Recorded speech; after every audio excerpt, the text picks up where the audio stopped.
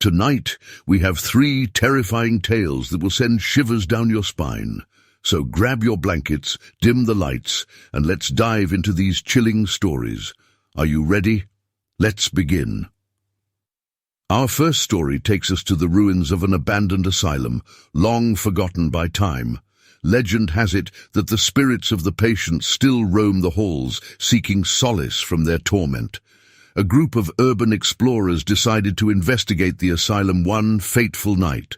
Armed with flashlights and a camera, they ventured inside, laughing off the eerie atmosphere. As they explored, they stumbled upon a room filled with old medical equipment and faded photographs of the patients.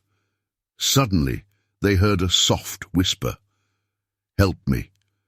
The group froze, their hearts racing. They followed the sound, leading them to a dark corridor. The whispers grew louder, echoing off the walls. "Help us!" One by one, they began to feel an icy grip on their shoulders, pulling them deeper into the darkness. Panic set in as they realized they were not alone. The spirits of the asylum were angry, and they wanted to share their pain. The explorers fled, but not all of them made it out. To this day, some say you can still hear their screams echoing through the halls of the asylum.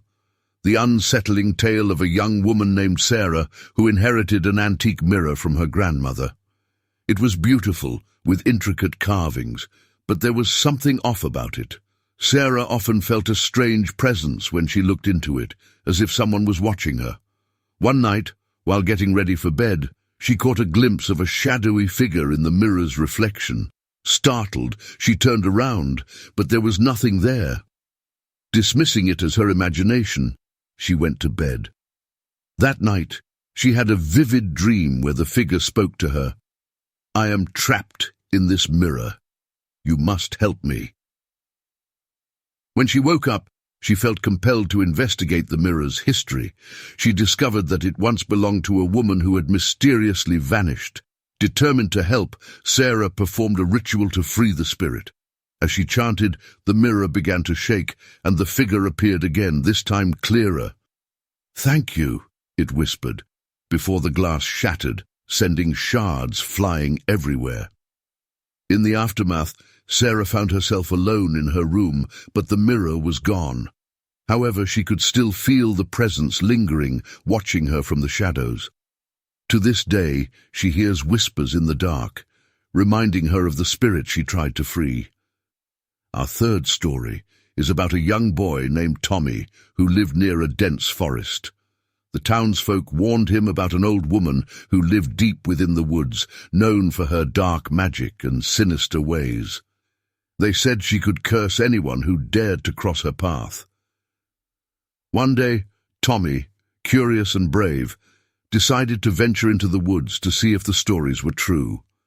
As he walked deeper, the trees grew thicker and the air turned cold. He stumbled upon a small, decrepit cabin, and before he knew it, he was standing at the door. Suddenly, the door creaked open, revealing the old woman, her eyes glinting with malice. "What do you want, boy?" she croaked. Tommy, trembling, stammered that he was just exploring. The woman smiled, revealing crooked teeth. "You've come to me for a reason. I can grant you a wish, but it comes with a price." Desperate, Tommy wished for courage.